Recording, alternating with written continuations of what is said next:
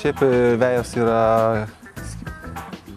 yra skirstomas į keletą tipų. Tai būtų parterinės vejos, kurios yra prižiūrimos labai idealiai. Jos pjaunamos 2-3 cm aukštyje, jomis net negalima nei vaikščioti, nei šiaip žaisti. Jos yra tik grynai prestižinės tokios. Jos būna dažniausiai prie paminklų ar šiaip akcentuojant pastatų grožį kokį tai.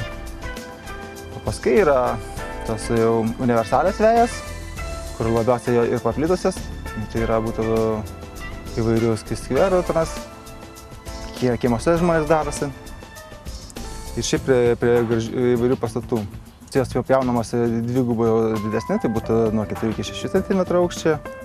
Universalės vejos išsiskiria nuo tų parterinių vejų tom, kad parterinėse vejose siejama jau monokultūra dažniausiai, vienos rūšies sėklos žolių, o jau universalės tai yra mišiniai.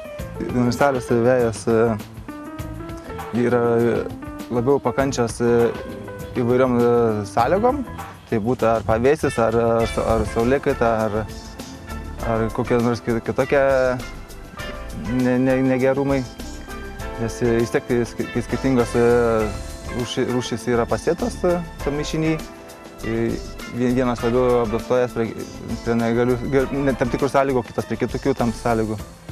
Paskui eina sekančios sportinės vejos, kurios jau siejamos dažniausiai sportinių aikštynuose, kur labai didelis apkrovimas, labai smarkiai sportuojama. Šitos vejos yra labai greitai atsistatančios, nebijo dažno pjovimo. Tai paskui eina tokias mandžiūrinės, vadinamos žydinčios pievos, kur siejama grynai žydinčių augalų mišiniai ir jos parenkamos sėklos, kad žydėtų per visą vasarą. Vienas nužydė, kitas žydė. Jų priežiūra pati lengviausia, jų praktiškai net nereikia ir prižiūrėti. Visą laiką žydė, tik nupjauti rudenį, kada jau. Dažniausiai tai būna vienmečiai augalai, kad būna tokias siejamas mišinis. Trumpai apie vejų įrengimą. Čia jau matoma yra įdirbta žemė, tai yra įdirbta plūgeliu. Šiaip veją reiktų įdirbti apie 20 cm taip pat, kad jau geriau būtų.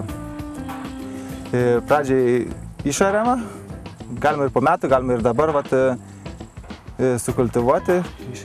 Jeigu lauksim po metų, tai ta velena, kuri buvo suarta, jinai supus, o jeigu dabar kultivuosim, ją reikės jau išgrėbti. Tokią arimą reikia įdirbti panašiai kaip šis čionais, panaikinant visus grumstus, išrenkant akmenis didesnius ir padarant tokį lygų plotą. Prieš šitą plotą sėjimą dar bus grebliuojama, kad panaikinti tos nelygumus. Yra mikro ir makro nelygumai. Mikro tai iki 2 cm, o jau makro virš 2 cm. Tai tos jau didesnius nelygumus reiktų dar palyginti. Kai dirva bus paruošta, galima sėti. Sėjimas yra, galima sakyti, keliais būdais. Tai gali visą lauką gražiai berti ištisai, o galima berti praeinant į vieną kryptimi, paskui einant priešingų kampu, kad taip sėklos pasibarsta tolygiau. O jeigu jau nesiįgudęs ir pirmą kartą sėjai, tai yra aparačiukai, kurie patolygiai skirsta po visą lauką. Tai yra ir ant ratukų būna tokie vežimiukai, arba būna rankiniai. Jie eina ir tolygiai skleidžia. Išbarsčius sėklas jau reiktų ją įterpti. Įterpti tai yra su grebliuku gražiai pratraukiama. Sėkla turėtų įkristi iki 1,5 cm panašiai. Jau giliau, kur jos įkrinta sėklos, tai jos ko gero gali nebeišdygti, nesidygti. Kaip žinote, ar žemė gerai įdirbta, tai paprasčiausiai, jeigu einant per žemę susmingama daugiau negu 0,5 cm, žemė yra blogai dirbta.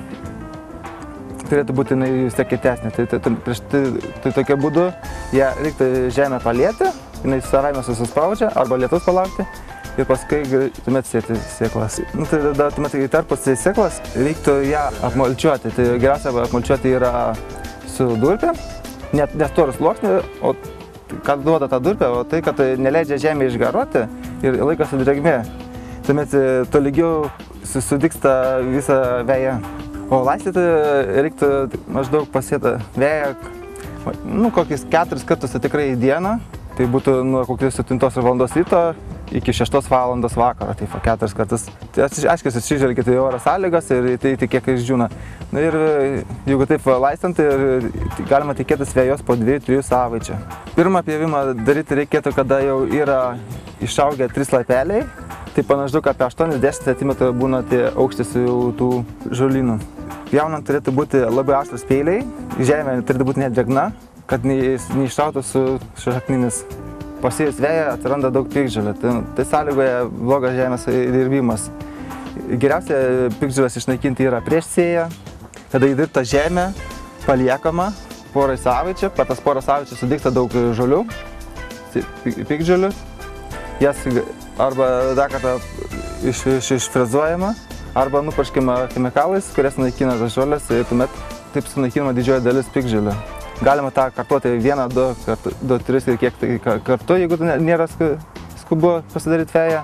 O jau kada sudygsta veja, tai po pirmo pjovimo, praėjus porai dienų galima jau purkšti nuo piktžolių.